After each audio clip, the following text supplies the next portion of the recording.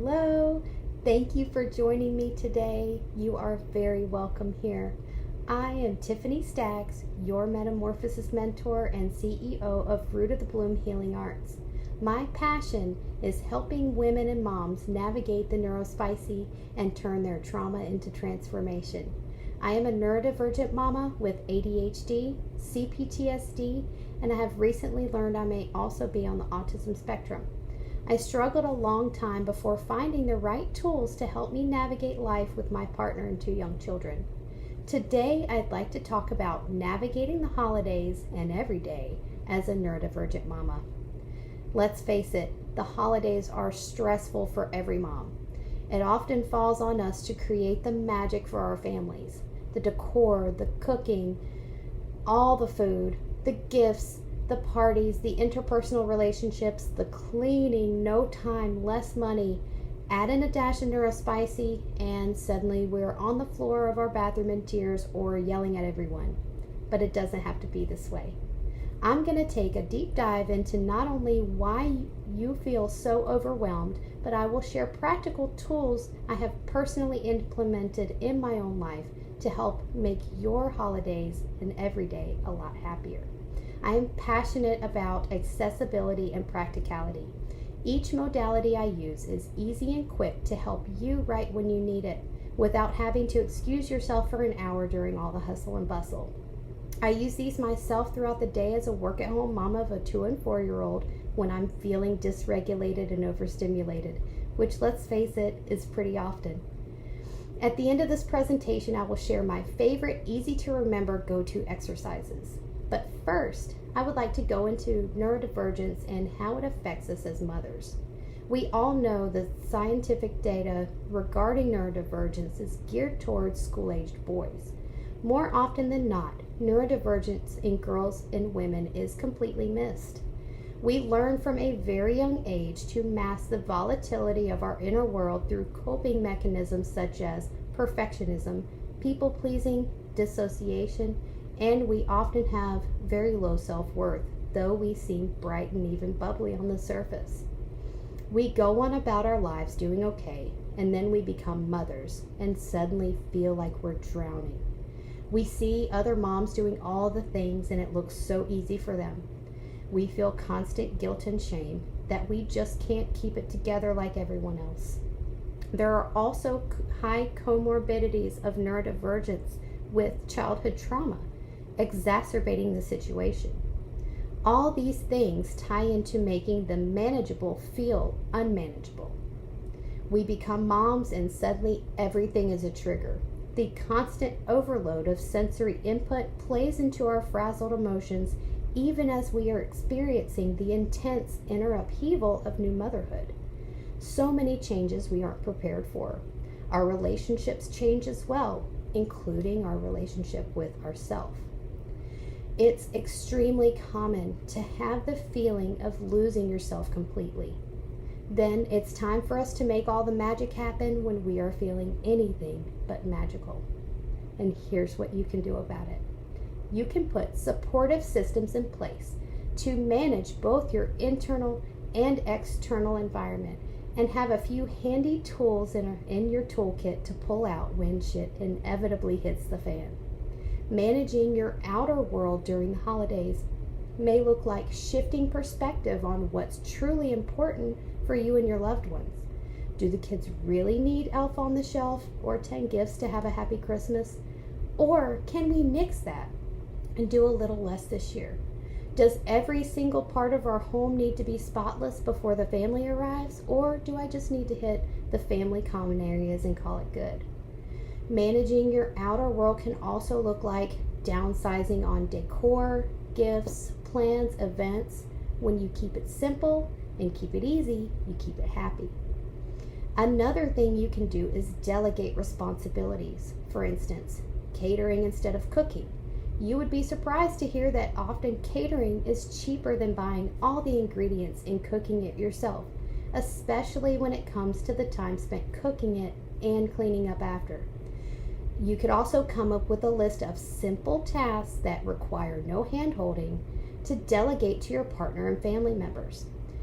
You could also hire a cleaning service a couple of one-off times to take some of the burden off of you. You could do potluck gatherings and use paper plates and cups instead of your china. All are valid here with no guilt allowed. Taking a shortcut is not failure, it's self-preservation. And if you can't shift it, downsize it, or delegate it, then you can learn how to regulate your nervous system through it.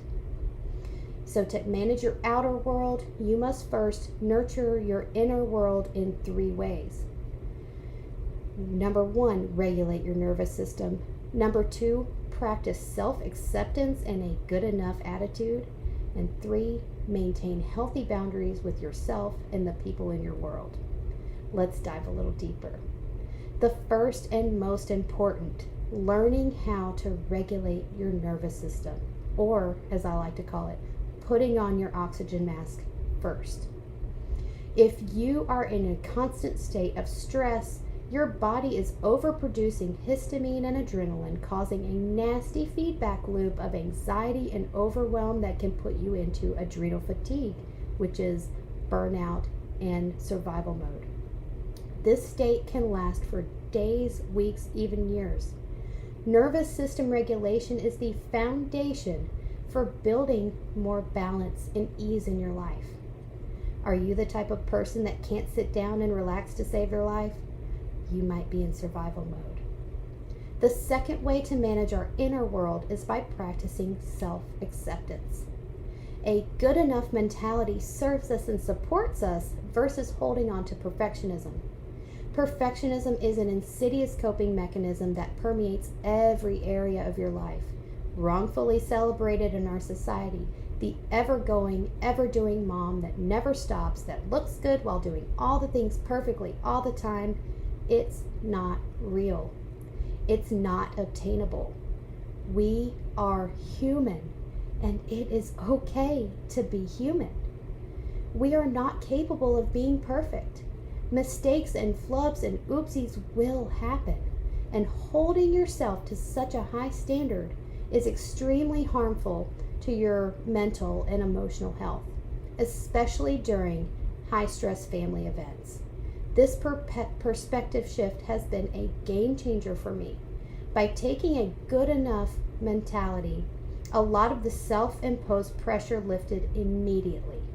I was no longer holding myself to an unattainable standard and was feeling more and more confident in owning my humanity, with less and less fear of judgment from my mom-in-law. I can now have large family gatherings at my home without needing a week to decompress and mull over all the things that didn't go right, because I know it was good enough. So now, diving into healthy boundaries. We place loving limits to curb that people-pleasing mentality. People-pleasing is born from low self-worth and the need to obtain validation from outside sources rather than from yourself. Feeling you are valuable only through another's approval. People-pleasing and perfectionism often go hand in hand. To others, you wish to be perceived as helpful and easygoing, saying yes to everything asked of you, yet inside you are in turmoil because you are saying yes to things that are not in alignment with your honest needs. It's insidious also because when we are in the habit of people-pleasing, we are often blind to our own needs. So we've got to create some new neural pathways. I beat this by starting an inner conversation with myself at any time any little thing was requested to check in. Do I agree with this? Do I really want to do this thing, or am I just saying so to make someone else happy or gain validation? Honesty with yourself is tough, and it also extends to being honest with your family relationships, friendships, and work relationships. It sounds silly, but maintaining alignment with yourself is a huge shift. Saying no when you need to takes bravery, but it doesn't have to be mean. Sometimes we are in a season where it would be better for us to keep huge events at our house to a minimum, or deciding a quiet Christmas with your immediate family is what you need, or deciding against doing Elf on the Shelf because the thought of coming up with 30 days of hijinks in addition to everything else, sends your anxiety skyrocketing. It's okay to say no. And what do I mean by placing boundaries with yourself? It could look like sleeping when you need to sleep, setting a reminder when you need to eat, or taking a break to regulate when you feel overwhelmed. Becoming aware of your body and its needs and taking action to provide what your body is telling you. Filling your own cup first allows you to serve others to the fullest with love in your heart instead of doing all the things for everyone and feeling resentful about it. Boundaries are a big part of self-care. And self-care is often a pain point for busy moms. We make sure everyone eats, is clean, happy, and rested, but often we don't take loving care of ourselves. Self-care is more than pretty bubble baths and manicures. Self-care is actively caring for our body and mental health. We can make it as pretty as we want, but the basics are non-negotiable. Am I getting enough sleep? Am I feeling dysregulated? Do I need to take a moment? Start with the basics and go from there. Creating a small, sacred space for yourself in a corner or even your bathroom is a great way to get in your zone and listen to what your body is saying. Now on to the good stuff. Today I would like to share with you 3 ways I regulate my own nervous system on the daily. A breathwork technique, a fun and silly neurosomatic shaking exercise, and a brief EFT tapping sequence for when you need help right now. And I'd like to introduce to you a healing art method called neurographic art, which is proven to help curb anxiety, and you don't need to be an artist to do it. You cannot fail, and you can do it with anything: crayons, a Sharpie, or a pen, and a piece of paper. So method number 1. Breath work is integral to nervous system regulation. Neuro means mind, soma means body. Often by working with the body, we can release stuck emotional energy that, if not released, causes physical ailments. Have you ever heard of broken heart syndrome? This is a prime example of the intimate connection between the body and mind. The following breathwork technique is one I use every single day. Please join with me. Take a deep breath in through your nose, hold, and out through your mouth. Place your hands in prayer pose, rub them together. Place your hand on your heart and your belly and gently press. Take another deep breath in and hold. Then breathe in more. Then breathe in more. Then very slowly breathe out through your mouth.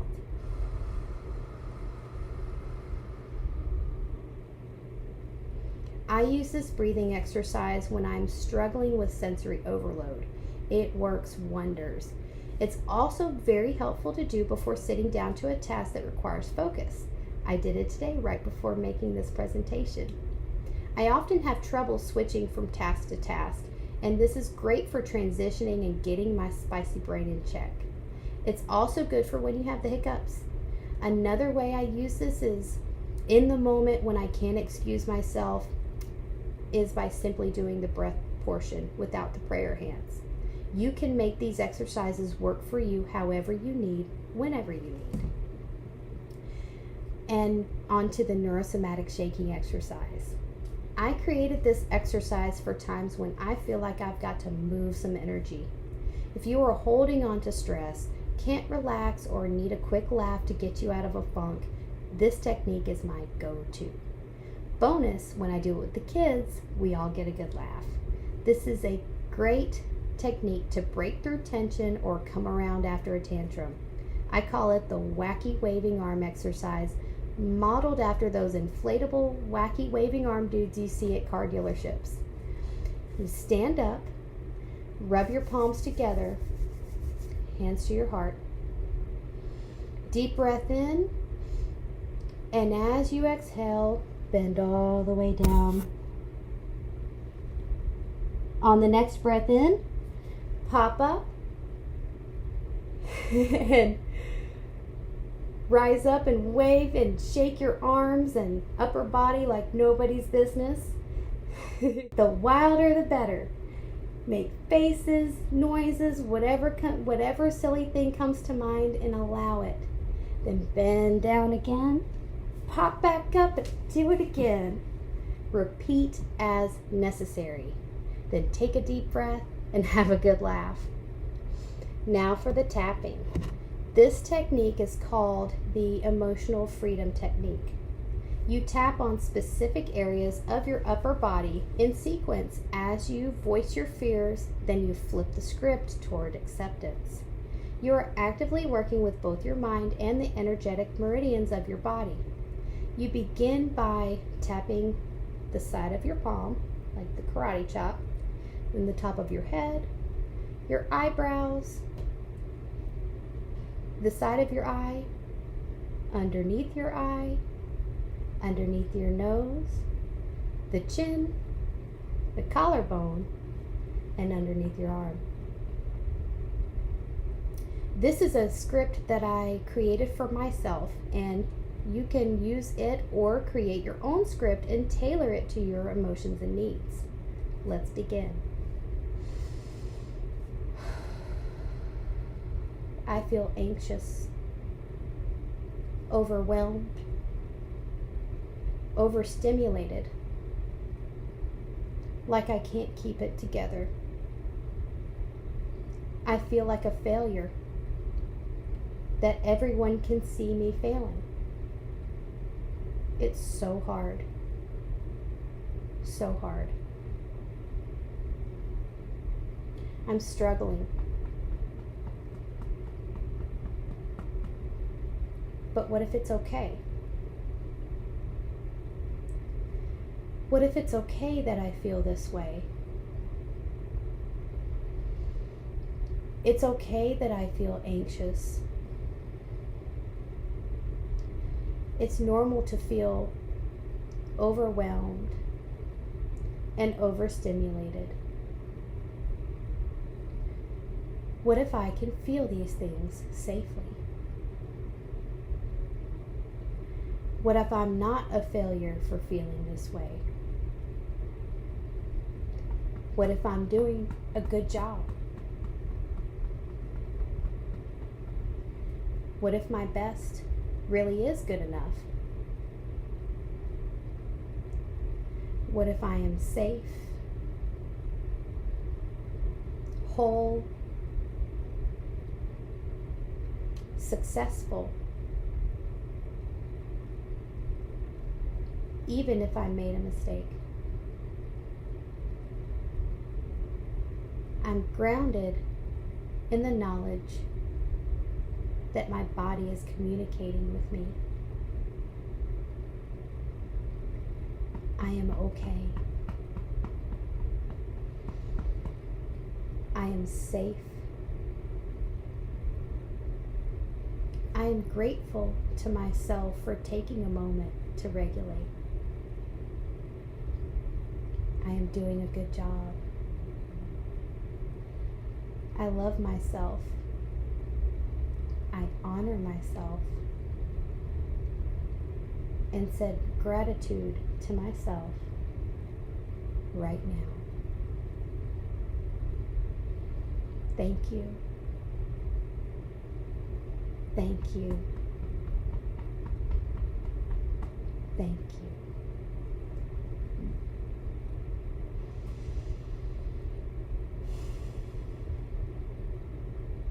And last but not least, my favorite, neurographic art. It is so easy and fun and can be done by anyone. You don't need any prior artistic experience to experience the benefits. It's also a fun way for experienced artists to free themselves from their artistic constraints. Creating art of any kind is a beautiful way to boost your confidence, to meditate, to get in the precious flow state and feel really good about yourself. Healing art is my jam. So here is an example of a piece that I did. You see, it's very simple. You take a piece of paper, and on the back, you write a simple intention to bring focus to a situation or challenge you are facing. Then you get whatever writing instrument you have on hand, I prefer Sharpies, and take 1 minute to make lines all over the paper. They can be squiggly, straight, whatever comes out. Don't overthink it. Once you have all your lines, you simply begin rounding off the corners at each intersection until there are no hard angles left. As you soften the edges of each intersection, you are softening the ingrained patterns of your own brain. How cool is that? When you're done, you can color the spaces in however you like or leave it black and white. You can also do it with colored lines with markers or colored pencils. And there is no right or wrong way to do this, as long as you make lines that don't stop in the middle of the page and you round out every corner wherever the lines intersect. I hope these methods help you this holiday season and every day. And now in my VIP bonus offering, I will have a workbook and journal to help organize your thoughts and feelings around planning for the holiday season. And it also includes pertinent notes and information from this presentation, because note-taking is hard for Spicies like us. I will also have an extended SOS tapping session, 2 additional breathwork exercises, and a 5-minute grounding meditation. Again, all of these can be used separately or together and are curated specifically for when you need fast and urgent help to regulate. I hope you enjoyed our time together today. If you are interested in working with me or connecting with me, I will be opening the doors for one-on-one coaching in April of 2024. I'm currently in training for several more powerful modalities, deepening my knowledge to help you turn your trauma into transformation and navigate your neurospicy. In the meantime, if you want to connect with me, you can view my course offerings on rootofthebloomhealingarts.com. And I would love to connect with you in my free Facebook group, Rooted Resilience, a sisterhood of healing and transformation. I offer weekly support, tips on how to create your own neurographic art, weekly card readings, a video about self-care and creating your own sacred space, and in gratitude for your support, I release new programs with discounted access there first. Thank you so much for joining me today. It was a true pleasure. I hope you have a bright and blooming day. Thank you.